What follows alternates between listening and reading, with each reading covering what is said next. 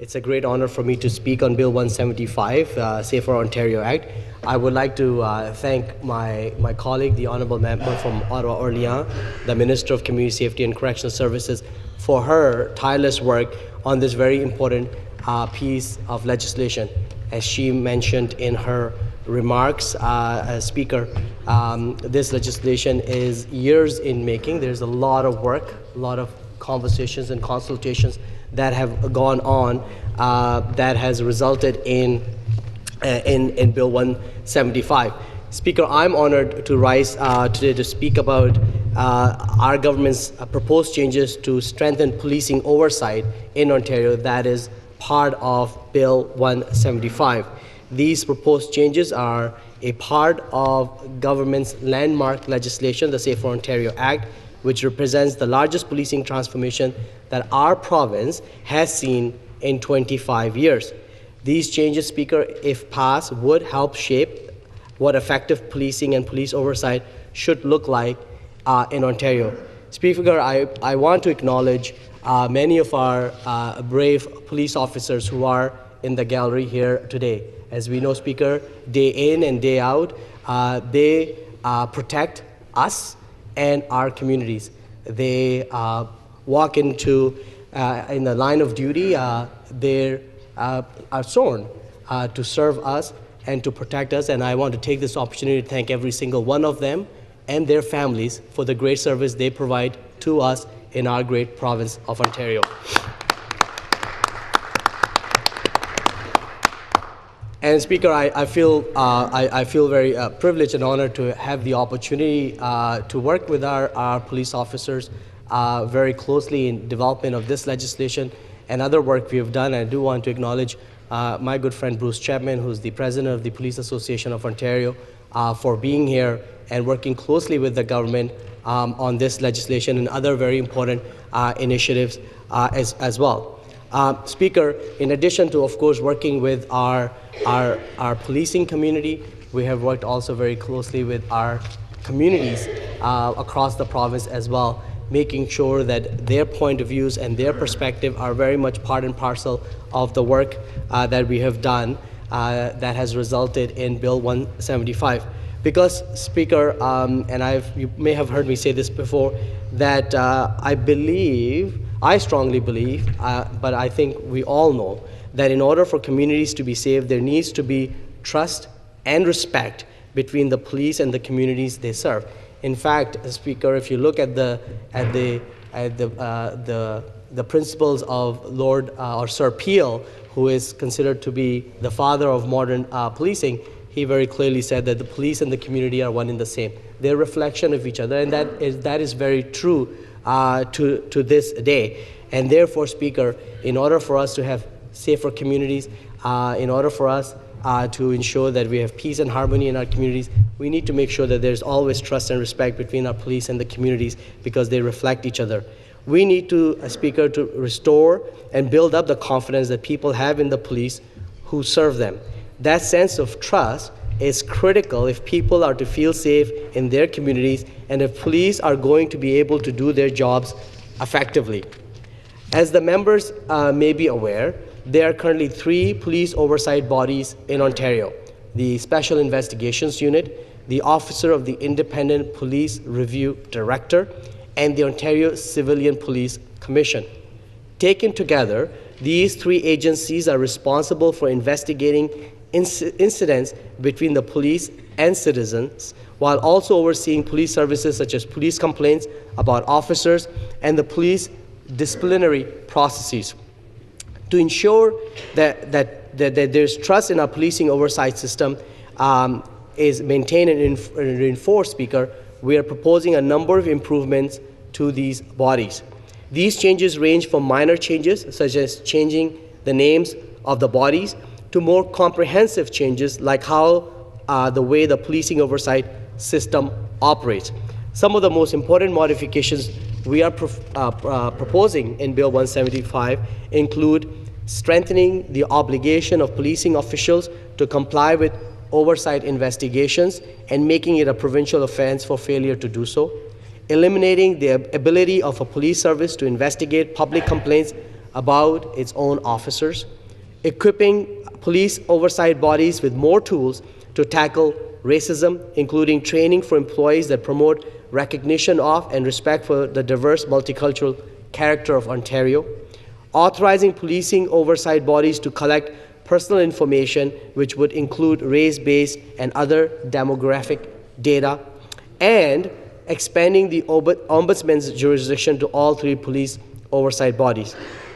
But Speaker, before I go into more details about these changes, I would like to take a few minutes to speak to you about my appreciation for the work and service police officers provide to all Ontario. Every day, over 26,000 men and women risk their lives to help keep us safe, and their jobs are not to be taken lightly.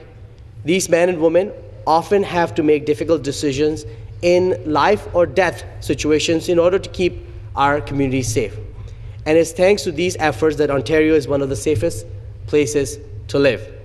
But like any profession that serves the public, it is important to ensure that the appropriate checks and balances are in place so that it can continue to maintain the public's trust.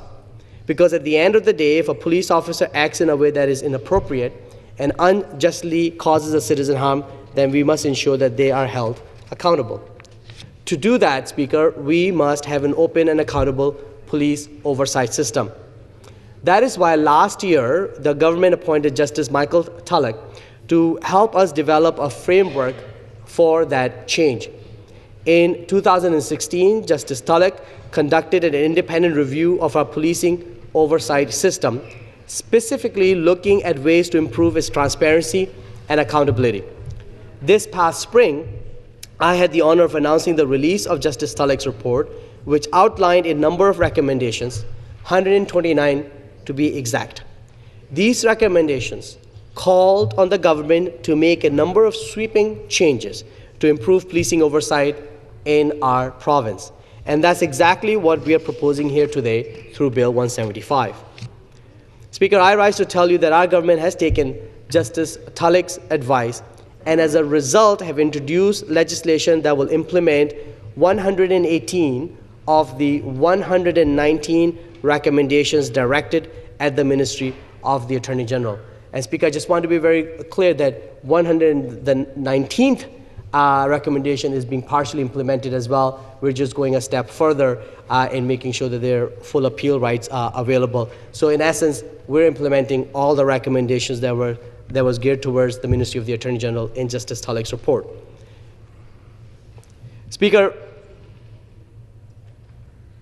I should also note, Speaker, that the process of arriving at these recommendations was no small feat. They were based on Justice Tulloch's consultations, which gathered input from more than 1,500 people from across Ontario. In addition to that, the Ministry of the Attorney General also sought feedback from Indigenous communities as well as a wide spectrum of community partners, many of which fought tirelessly for policing oversight reform, including civil rights and community groups, legal and human rights experts, affected families, policing organizations, and municipalities.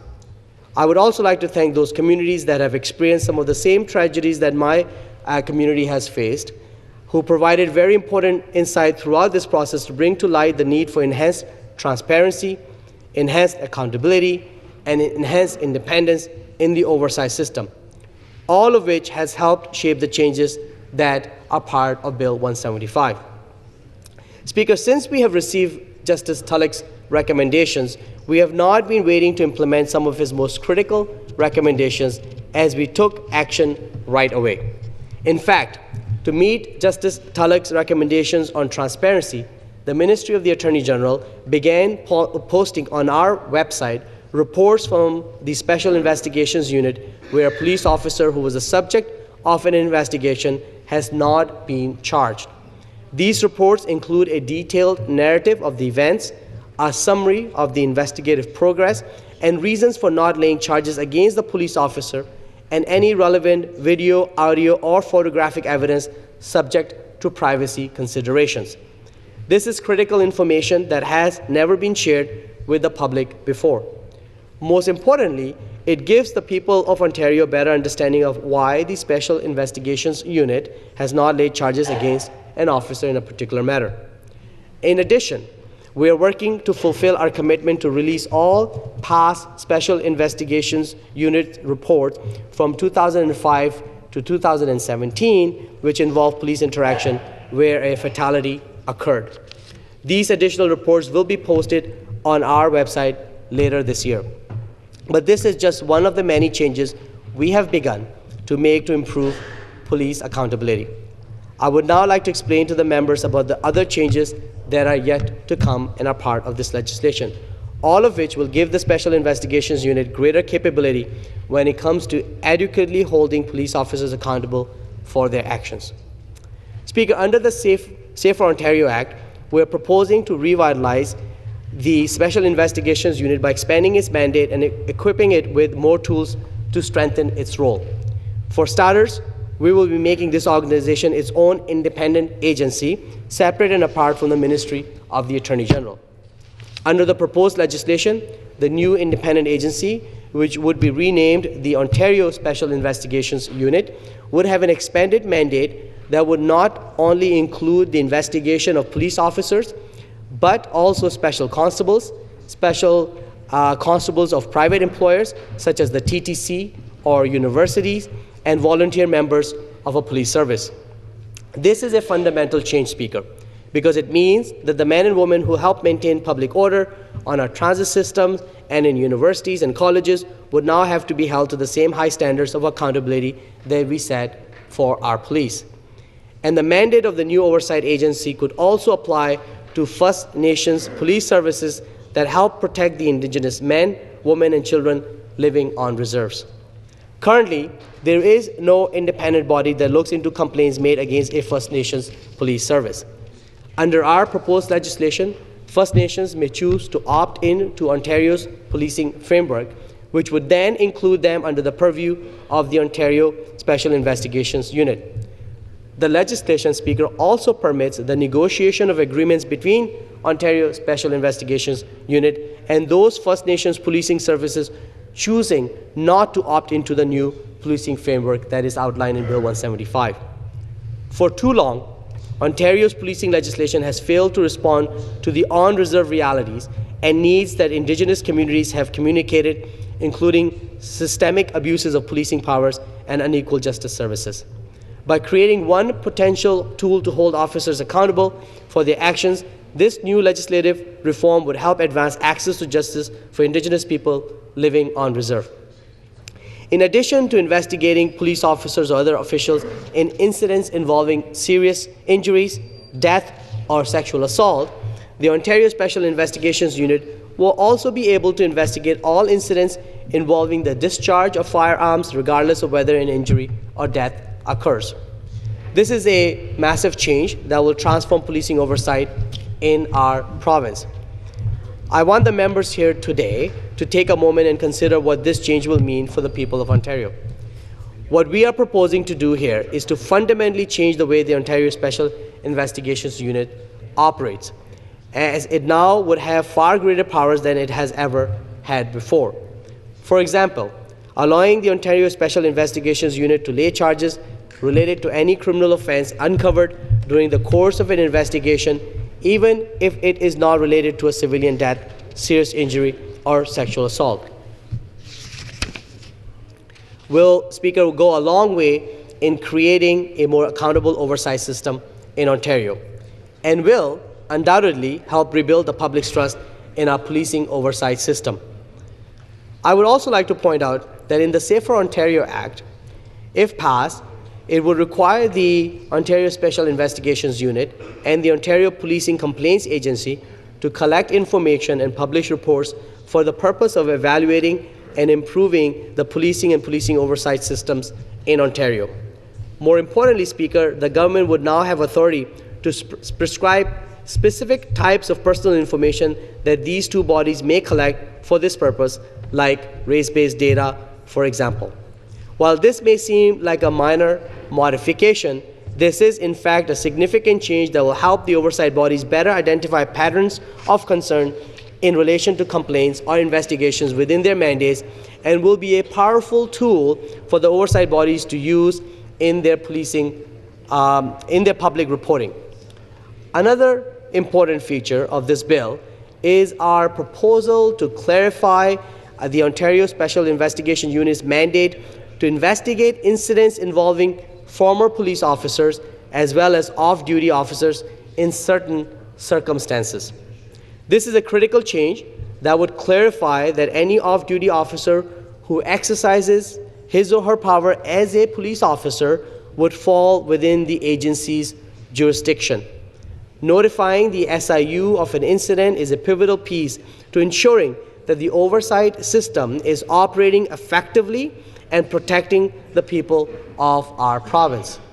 Speaker, we have taken the extra step of ensuring that there is a duty to notify the SIU, even if there is doubt of whether they should be notified, and if they do not, it would constitute professional misconduct. And it could allow the Ontario Special Investigations Unit to lay criminal court charges for obstruction of justice.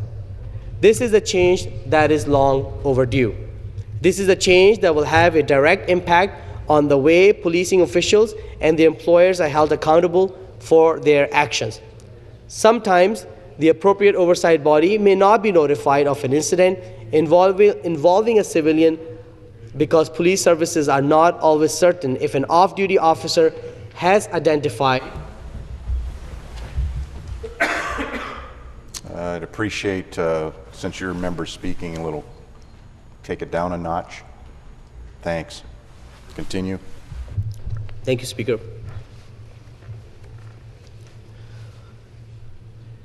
Let me just start that sentence from the beginning just so I can complete that thought, Speaker. Sometimes the appropriate oversight body may not be notified of an incident involving a civilian because police services are not always certain if an off-duty officer has identified themselves as a police officer. Our proposed changes would bring clarity to the duty that police services have in these types of circumstances. By creating a when in doubt rule, which stipulates that the Ontario Special Investigations Unit should be notified under any circumstances where it cannot be determined whether or not a policing official was exercising policing powers at the time of an incident. Speaker, it is my hope that this new rule will help ensure that any police officer who invokes their powers while off duty would be held accountable just as if they were on duty. We're also taking bold steps to tackle systemic racism and discrimination. And one of the best ways this can be accomplished is by ensuring that staff at police oversight bodies are able to better understand how racism and inherent bias play a role in the actions of policing officials during their investigations. To do this, Speaker, we are proposing that directors of the Ontario Special Investigations Unit provide training for all employees at the organization, which is focused on recognizing and respecting the diverse multicultural society that we live in. This change is especially important for the Black community and cultures of First Nations, Inuit, and the Métis peoples in Ontario. Because at the end of the day, Speaker, we know that despite living in the largest, most diverse province in Canada, we still encounter many different forms of racism, such as anti-Black racism and discrimination against Indigenous peoples. So it is my hope that these changes will help staff and oversight bodies recognize the racial disparity in their investigations.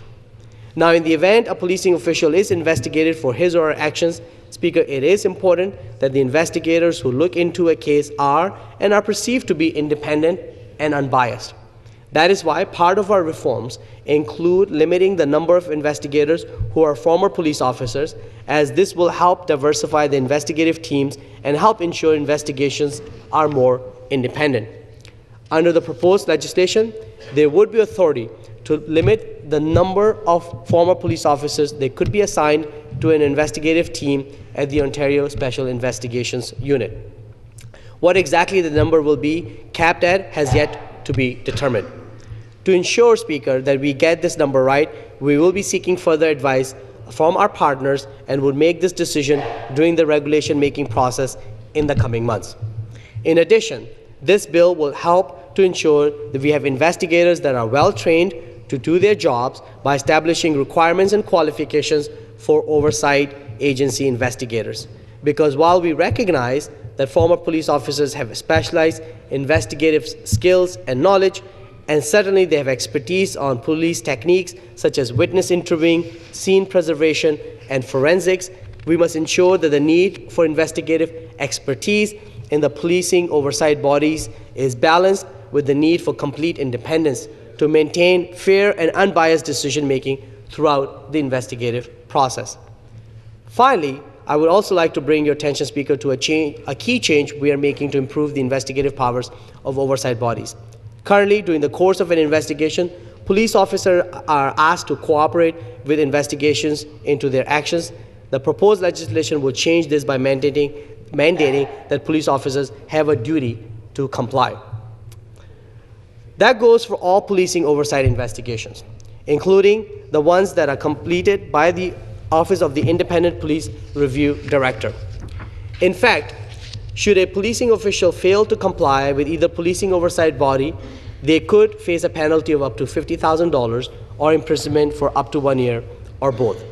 These changes should leave no doubt in anyone's mind that we are serious when it comes to reforming policing oversight in our province and ensuring that police oversight bodies have access to all of the information they need to conduct robust investigations.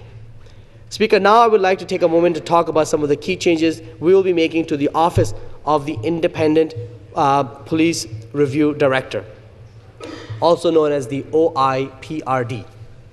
If our proposed legislation is passed, the agency would be renamed to the Ontario Policing Complaints Agency. It would become the sole investigative body of all public complaints, but not just about police officers. Like the Special Investigations Unit, the mandate of this body would also be expanded so that it would investigate complaints also made against special constables, in some cases First Nations police that opted into Ontario's policing framework. To help reinforce public confidence in police oversight, we are also proposing to improve the independence of investigations into public complaints about a police officer or a special constable. Currently, most complaints about police officers are referred to their respective police service to resolve, which could make it appear to the public that police are simply investigating themselves.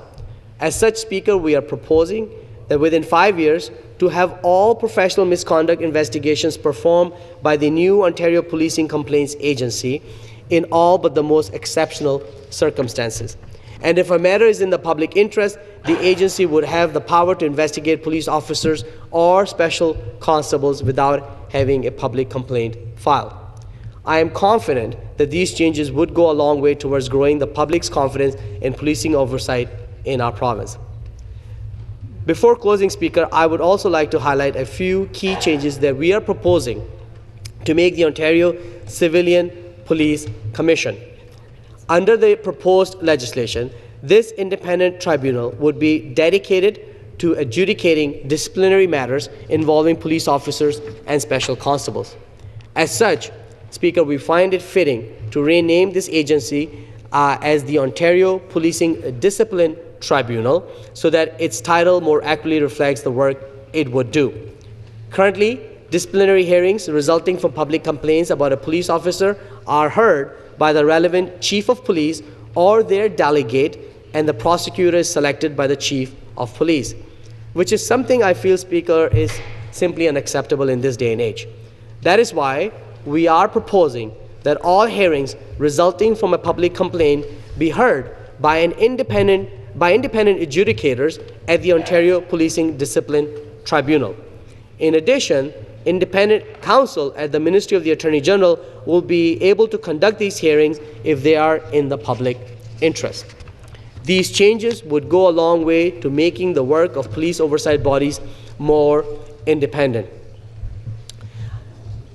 And if after all of these proposed changes the public still has a concern about a police oversight matter, we would ensure that they have a point of recourse. Currently, the Ontario Ombudsman only has limited jurisdiction over some of the oversight bodies. We're looking to change this by proposing that all three of the police oversight bodies, the Ontario Special Investigations Unit, the Ontario Policing Complaints Agency, and the Ontario Policing Discipline Tribunal, become subject to the jurisdiction of the Ontario Ombudsman.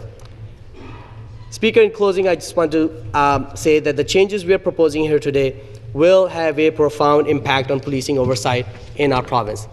If implemented, they will transform the way we hold police officers and other policing officials accountable for their actions, and ensure that decisions that are made about their actions are made public at every available opportunity.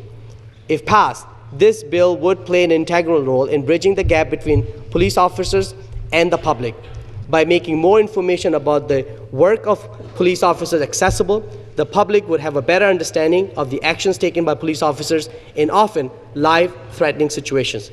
We know that these proposed changes are what many in the policing community and advocates have been calling for years. I'm proud to join my colleague, the Minister of Community Safety and Correctional Services, on proposing these sweeping changes to policing and police oversight. And I urge all members here today to provide their support for this historic bill. Thank you very much, Speaker. Thank you.